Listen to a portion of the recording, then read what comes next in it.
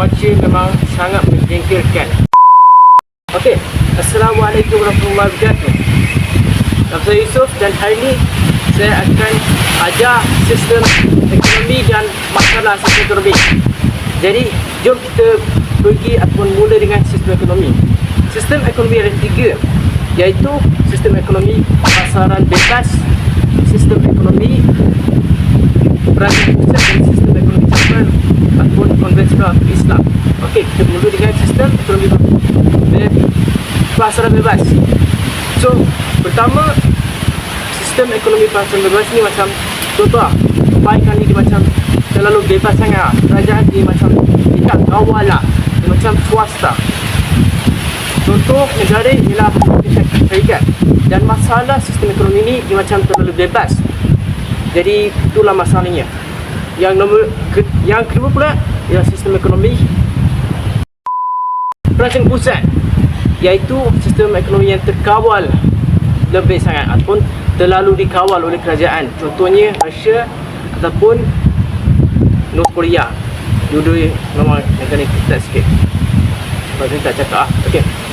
Tapi dia macam bertentangan dengan sistem ekonomi pasaran bebas. Dia terlalu ketat sangat. Itu masalahnya. Dan yang nombor ketiga adalah sistem ekonomi campuran. Betul habis? Ataupun sistem ekonomi Islam. Dan sistem ekonomi campuran memang campur lah. Macam kerajaan di taklah kawasan sangat, tapi dipantau lah. Macam tu. Dia campuran dengan swasta dengan kerajaan. Contoh negara ialah Malaysia. Dan sekarang ni kita nak pergi ke masalah sistem ekonomi. Dan ada 4 soalan.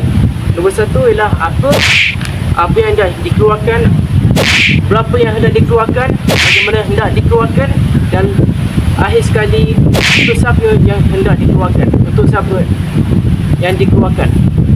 Okey, kita pergi yang pertama dulu. Apa yang hendak dikeluarkan maksudnya apa jenis barang.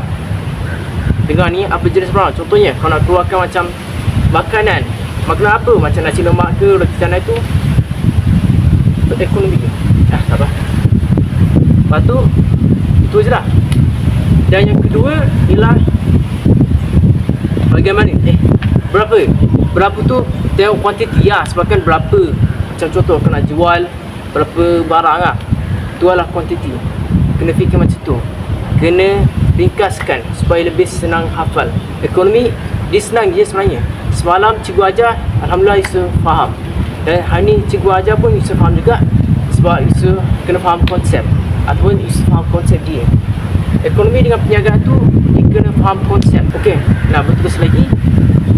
Dan nombor ketiga ialah bagaimana yang hendak dikeluarkan, dengan kaedah cara apa yang hendak dikeluarkan, dengan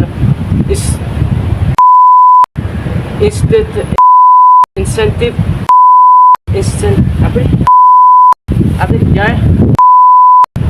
intensif buruh ataupun intensif modal. Intensif buruh, perbezaan intensif buruh dengan modal ni ialah intensif buruh ni macam diguna manusia. Intensif modal adalah mesin, macam robot. Okey. So sekarang ni kita pergi ke akhir sekali, siapa yang hendak dikeluarkan. Dia macam berdasarkan pendapatan kawah. Dia ada macam golongan lah. Contohnya B40, M40, FT20. Dan dia ada macam cara agihan. Itu je lah Yusuf faham. Betulkan lah kalau Yusuf tersalah cakap apa pun. Dan itu je lah. Tapi sebelum Yusuf akhirkan video ini, Yusuf nak cakap kenapa Yusuf tak buat ataupun mencipta ataupun buat video masa hari Isnin ni. Sebab Yusuf ataupun hari Selasa ialah sebab Yusuf penat lah. Yusuf ada banyak perkara yang Yusuf buat di sekolah, dan ada banyak kerja sekolah, dan Yusuf memang pergi masjid. Sekarang ni Yusuf pergi masjid untuk buat buka puasa, jadi Yusuf tak ada masa sangat. Memang sangat-sangat busy dan sangat-sangat penat. Tapi tak apa, alhamdulillah. Memang cakap dalam kamera ni memang sangat-sangat best. Dan itu je lah Yusuf nak cakap. Sekian, Assalamualaikum warahmatullahi wabarakatuh. Atau sistem ekonomi kedua pula